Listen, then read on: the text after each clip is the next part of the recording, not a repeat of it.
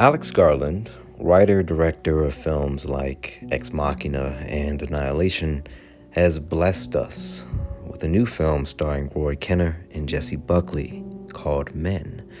And once I saw the trailer for this film, I knew immediately what it was inspired by, but I didn't quite know if I was totally correct in my assumptions. And I didn't want to assume that it was one thing and turns out when I see it, it's completely different.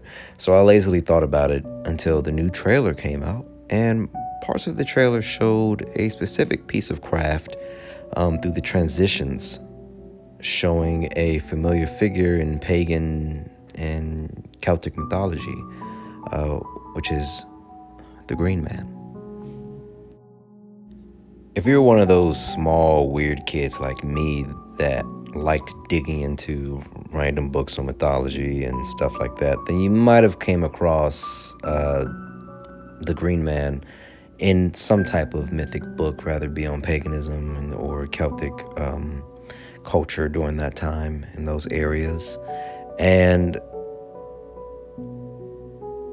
I just remember thinking, one, how cool, I guess I liked his design, but also I just wanted something that represented anything mythological. So I got a Green Man necklace when I was in high school off of like Amazon, and I lost it. So yeah, I miss that. I think about that thing a lot. I still have a Fenrir chain, but that one's broken, and so it kind of looks like a very old relic of a necklace. So it breaking a little bit added to its charm. But anyway, in the most recent trailer, we see Roy Kinner's character all over town as different people. And later on in the trailer, we get a glimpse of him shedding his flesh to become a new person. And I didn't fully make the connection to the Green Man until I did a bit of refreshing on who he is and his significance. Ryan Stone of Ancient Origins describes the Green Man as a being to have been intended as a symbol of growth and rebirth, the eternal seasonal cycle of the coming of spring and the life of man. This association stems from the pre-Christian notion that man was born from nature, as evidenced by various mythological accounts of the way in which the world began, and the idea that man is directly tied to the fate of nature. And throughout this film, we see many shots of nature, of course, and we see Jesse Buckley's character engulfed in nature. And I think that a lot of this is going to play into a lot of the primal fears and the primal emotions that her character is going to be experiencing throughout this film. And I think the Green Man is going to be a figure that's going to be used to move her into a new form of rebirth, a cycle of rebirth, where she's going to come out on the other end a different person.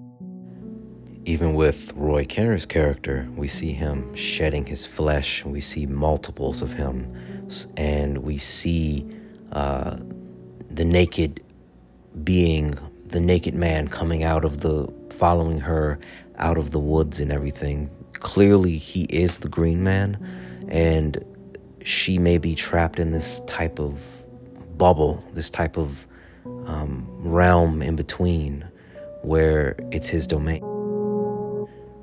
When you look at how our ancestors saw the world before light and saw nature before light, it must have been a very scary thing that you had to face whether you wanted to or not. And I think that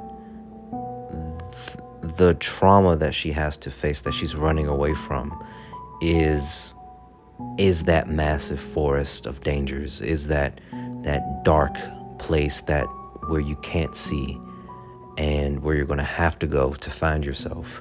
And I think that that's what this film is going to be about. I think that that is what Alex Garland is trying to say in this particular film. And I'm just happy that we're able to still get the type of films that kind of touch on the nooks and crannies of human culture and the mythologies that our past cultures have come up with and have those still permeate throughout the cultural zeitgeist to this day. So let me know in the comment section if you guys are looking forward to Men. And yeah, until next time.